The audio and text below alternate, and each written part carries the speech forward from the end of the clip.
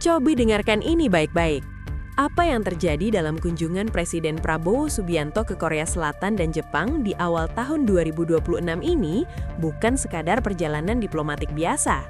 Ini adalah sebuah titik balik. Sebuah momen yang diam-diam, tapi pasti, menggeser posisi Indonesia di panggung dunia. Dunia mungkin tidak langsung berteriak, tapi mereka mulai memperhatikan. Dan yang lebih penting, mereka mulai menghitung Indonesia dengan cara yang berbeda. Bayangkan, selama ini kita sering merasa bahwa hubungan antar negara itu dingin, kaku, penuh protokol, dan jauh dari sentuhan manusia.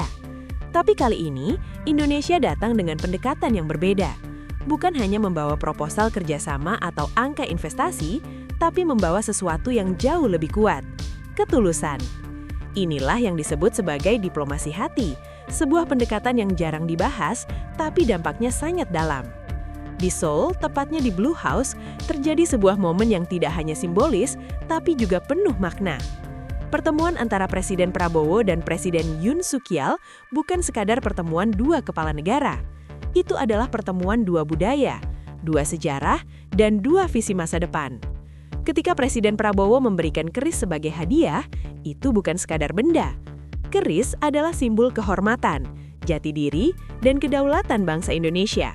Sebuah pesan halus tapi kuat bahwa Indonesia datang sebagai bangsa yang memiliki harga diri tinggi, bukan sekedar mitra yang mencari keuntungan. Dan ketika Presiden Yoon membalas dengan memberikan busur tradisional gapgung, bahkan dengan sentuhan warna merah putih, itu adalah bentuk penghormatan yang luar biasa. Itu bukan sekadar hadiah balasan, tapi pengakuan. Pengakuan bahwa Indonesia adalah mitra yang spesial, bukan yang biasa. Hubungan ini tidak lagi sekadar formalitas, tapi sudah masuk ke ranah emosional. Ada rasa saling percaya yang dibangun, dan disitulah kekuatan diplomasi sebenarnya muncul. Momen itu mencapai puncaknya ketika Presiden Prabowo dianugerahi Grand Order of Mugunghwa, penghargaan tertinggi di Korea Selatan.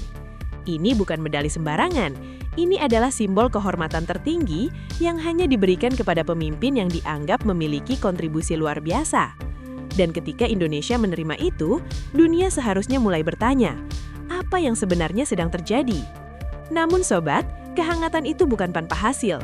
Justru dari kedekatan personal itulah, pintu-pintu besar mulai terbuka.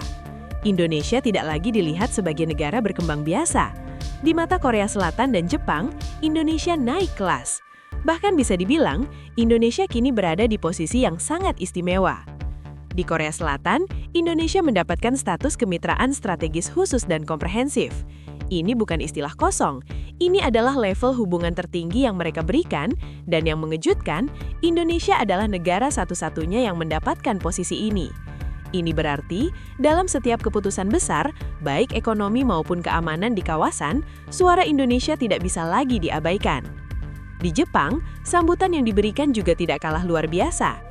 Presiden Prabowo diterima di Istana Akasaka, sebuah tempat yang hanya digunakan untuk tamu-tamu paling penting.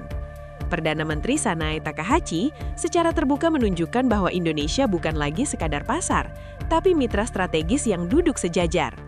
Ini adalah perubahan besar dalam cara dunia melihat Indonesia. Dan tentu saja, status ini bukan hanya soal gengsi. Di balik itu semua, ada dampak nyata yang langsung terasa, terutama dalam sektor ekonomi dan energi. Jepang dan Korea Selatan bukan negara sembarangan. Mereka adalah raksasa teknologi dan industri.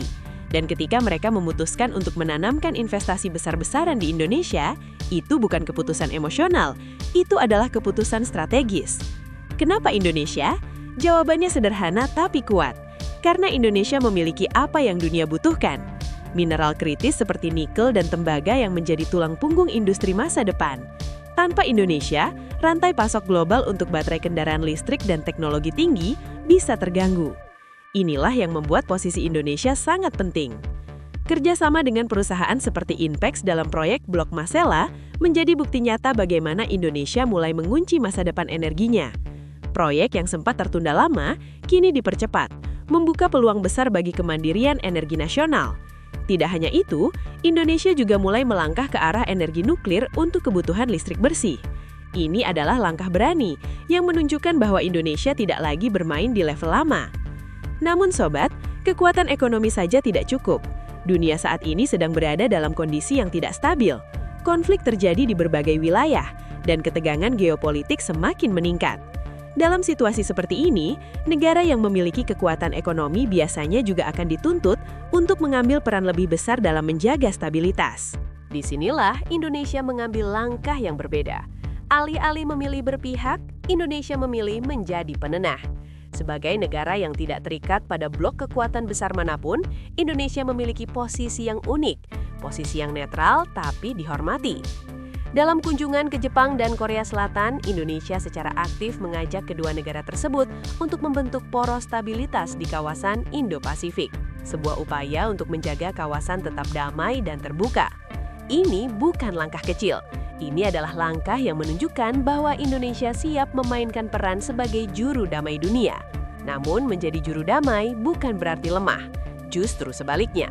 Untuk bisa dihormati, sebuah negara harus memiliki kekuatan. Dan Indonesia memahami hal itu. Oleh karena itu, selain memperkuat diplomasi, Indonesia juga memperkuat pertahanannya. Proyek jet tempur KF-21 atau IFX menjadi salah satu simbol bagaimana Indonesia tidak hanya ingin membeli, tapi juga belajar dan membangun kemampuan sendiri. Ini adalah langkah menuju kemandirian pertahanan. Di sektor maritim, penguatan Bakamla dan TNI AL menunjukkan bahwa Indonesia serius dalam menjaga kedaulatannya. Yang menarik, kerjasama ini tidak hanya berbentuk pembelian alat, tapi juga transfer teknologi. Artinya, Indonesia tidak ingin selamanya bergantung pada negara lain. Indonesia ingin mampu berdiri di atas kakinya sendiri dengan teknologi buatan anak bangsa. Namun, dari semua hal besar itu, ada satu aspek yang sering terlupakan. Padahal justru paling penting, yaitu manusia. Dalam kunjungan ini, Presiden Prabowo juga menyempatkan diri bertemu dengan diaspora Indonesia di Korea Selatan. Sebuah momen yang mungkin terlihat sederhana, tapi memiliki dampak emosional yang besar. Bayangkan, seorang mahasiswa Indonesia yang jauh dari tanah air tiba-tiba bisa bertemu langsung dengan presidennya, mendapat perhatian, mendapat semangat, dan merasa bahwa negara hadir untuknya. Itu bukan sekadar pertemuan, itu adalah suntikan semangat. Lebih dari itu, pemerintah juga membawa program nyata, akses pembelajaran kecerdasan buatan di Korea Selatan, serta program magang di industri Jepang membuka peluang besar bagi generasi muda Indonesia untuk berkembang. Ini adalah investasi jangka panjang yang dampaknya mungkin tidak langsung terlihat, tapi akan sangat besar di masa depan. Sobat, jika kita melihat semua rangkaian ini secara utuh, kita akan mulai memahami satu hal. Ini bukan sekadar kunjungan luar negeri. Ini adalah bagian dari sebuah strategi besar. Sebuah upaya untuk mengubah posisi Indonesia dari negara yang hanya mengikuti arus menjadi negara yang ikut menentukan arah. Indonesia hari ini sedang berada di titik yang sangat penting. Di satu sisi, kita masih menghadapi berbagai tantangan dalam negeri. Tapi di sisi lain, peluang yang terbuka di tingkat global sangat besar. Dan jika peluang ini bisa dimanfaatkan dengan baik, maka masa depan Indonesia bisa berubah secara drastis. Kita sedang menyaksikan sebuah transformasi, dari diplomasi yang kaku menjadi diplomasi yang humanis, dari hubungan yang biasa menjadi kemitraan strategis, dari ketergantungan menjadi kemandirian, dari penonton menjadi pemain utama. Namun semua ini tidak akan berarti jika tidak dikawal dengan baik. Kesepakatan yang dibuat harus benar-benar dijalankan. Investasi yang masuk harus memberikan manfaat bagi rakyat. Teknologi yang didapat harus benar-benar ditransfer. Dan yang paling penting, generasi muda harus siap untuk mengambil peran. Karena pada akhirnya masa depan Indonesia tidak hanya ditentukan oleh pemimpinnya, tapi oleh seluruh rakyatnya, oleh kita semua. Kita adalah bagian dari cerita besar ini. Kita adalah saksi sekaligus pelaku dari perubahan yang sedang terjadi. Jadi pertanyaannya sekarang bukan lagi apakah Indonesia bisa menjadi negara besar, tapi apakah kita siap untuk menjadi bagian dari kebesaran itu. Karena kesempatan itu sudah ada di depan mata, tinggal bagaimana kita menjawabnya.